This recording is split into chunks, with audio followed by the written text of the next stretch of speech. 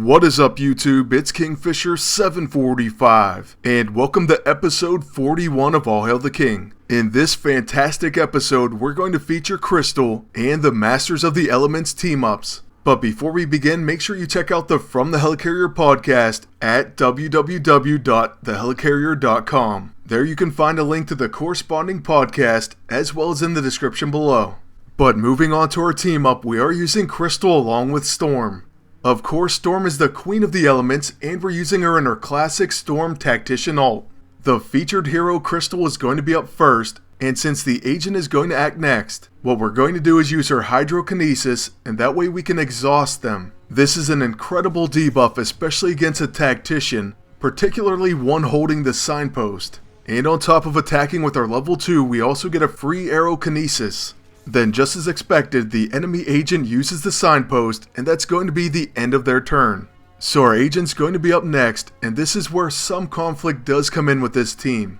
The weather control device is incredible, and if you haven't seen my video on it, make sure you check it out. It works incredibly well, especially with Crystal, but you will most likely want to use Firestorm because of the exhausted debuff. That debuff of course is going to really hurt this enemy team, especially Heimdall and the agent, as we already saw with him. However, it's going to apply Burning, and Chilled would actually go better with Storm. We'll take a look at that in just one moment, but first, we use the Solar Storm, which sort of fits in because of the name, and then the Twisted Gift does apply Death Frost. So we have the chance to apply Death Frost, which does count as Chilled for all the enemies, and we can do that after we already exhaust them, so this team still has pretty nice synergy. Unfortunately, right now they don't really have Chilled or Death Frost, but Storm can fix that. By the way, even though I don't have Storm Z ISO, we can use the Quick and Powered ISO 8 to make her level 2 a quick action. I also equipped the Manifesting A ISO on it, so that grants Epiphany to our entire team. So right now you can see they have Gale Force, Protective Shroud, and Epiphany. That's a very nice mix of buffs if you ask me. Next, I'm going to use her level 6 Blizzard, and that's going to apply Chill to the entire enemy team. Also, because we were able to equip the Aiming Augmented ISO 8 to this ability, it's going to grant Lock On as well. Lock On will cause the enemy characters to take 25% additional damage from ranged attacks. Then, with the enemies Chilled and Hydrokinesis used, we can use Crystal's level 6 Arctic Tempest as a quick action. By the way, it's a quick action because of the cooperative Augmented ISO 8. After using this on the Chilled opponents, we're going to cause Frigid. So let's go ahead and take a look at exactly what that does. It happens to be a very nice debuff. It's going to cause quick actions to become normal actions, and executed actions become locked out for 1 round. Then with Crystal's next attack, I'm going to use her level 9 Geokinesis. This certainly won't hurt anything, and it's going to cause staggered, grounded, and off balance. So let's go ahead and check out the ability that reminds us of Iceman, but only it's with Dirty Snow. Then it's time once again for the enemy Tactician agent, and his turn's over just like that. That is why you have to love Exhausted, or in this case Frigid. So with our agent we're going to gain momentary advantage, and with that we'll use the Twisted Gift, followed by a Hailstorm. Basically we're setting up Storm's level 9. So after debuffing the enemies once again, we're going to go back to the cube and use the Blackest Void.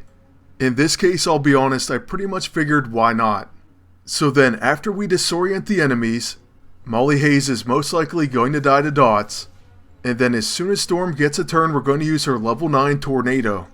Tornado does a ton of different things as you can see, and it also has high crits and exploits Chill. So after unleashing this devastating natural disaster on the enemies, Heimdall is now dead, and it's going to be up to Crystal to finish off the enemy agent. We could use Dust Devil as a quick action, but instead we're just going to use her level 2, and Hydrokinesis is going to finish him off. So now moving on to the second team up, we're going to focus on Fire. We could have used someone like Sunfire, but instead, we went with the Human Torch himself, Johnny Storm, in his Bruiser Annihilus costume to be exact. And let me tell you, this team was very easy to manage, and it consistently won. This was actually one of the most difficult fights for this team, and just watch what happens. After Quicksilver severely hurts our agent, and damages Crystal as well, and once again we're going to start by using Hydrokinesis. And we do that on the enemy agent because he's up next, and luckily just like before we got Aerokinesis as well, and even a collateral damage proc.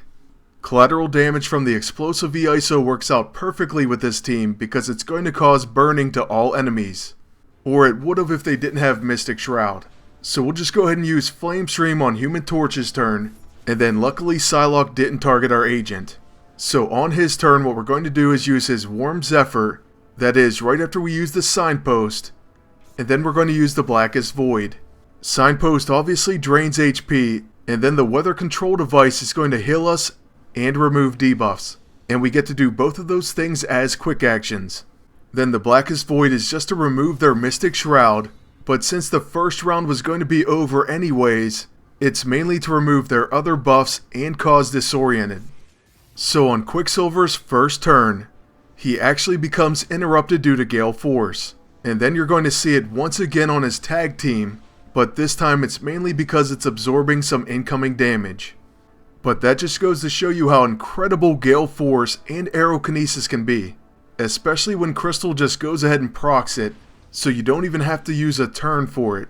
By the way, after using Hydrokinesis and exhausting the enemy agent, we once again got a collateral damage proc, and this time it did cause burning. But even more importantly, the enemy agent uses party time, and that was the end of his turn. So now it's time for Johnny Storm to unleash his Fireball. It has deadly crits, and it's guaranteed to crit against a burning target. That plus an Annihilation Wave almost takes out the enemy Quicksilver, but it basically did because the dot would take him out. That is, if the Signpost wasn't going to do it first. At this point we can go ahead and use the Fire Tornado and follow it up with the Hot Shot. I have to say I love the fact that this team is all fire all the time. It really makes it easy to manage and you don't have to worry about overwriting debuffs.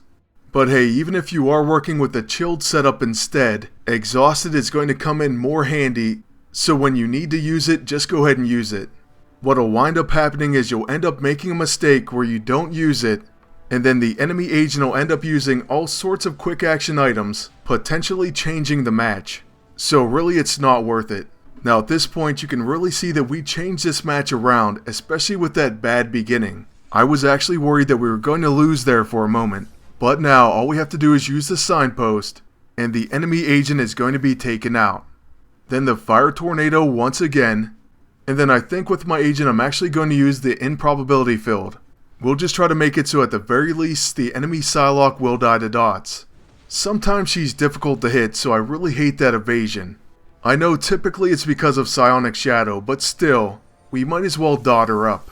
And then after that, with Crystal, we'll use her Firestorm, which is going to apply Scorched.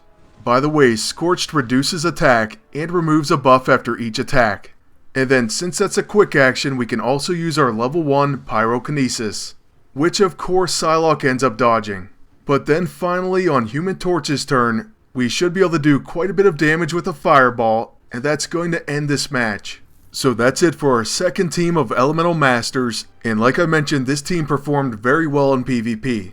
Now for our third and final team of the video, we're going to use Crystal along with the Horseman of Death, Iceman. Iceman is in his Bruiser ult because truthfully the last thing we need is 2 blasters. Tacticians like Magneto would have a filled day with that. Now with Iceman up first, we should probably exhaust Magneto, but instead I'm going to use our level 2, and that way we can place Chilled on the entire enemy team. Or actually it's Chilled's bigger brother, Deathfrost. But hey, it's even better, so I won't complain. And it's going to count for all purposes of Chilled. Now if you're wondering why does that matter, or why does Iceman have synergy with Crystal, as well as the Deathly Freeze Ray which we now have equipped, there's quite a few reasons, one of them being his passive Death and Taxes. Death and Taxes says he has a chance to attack when an enemy with Chilled attacks or is attacked.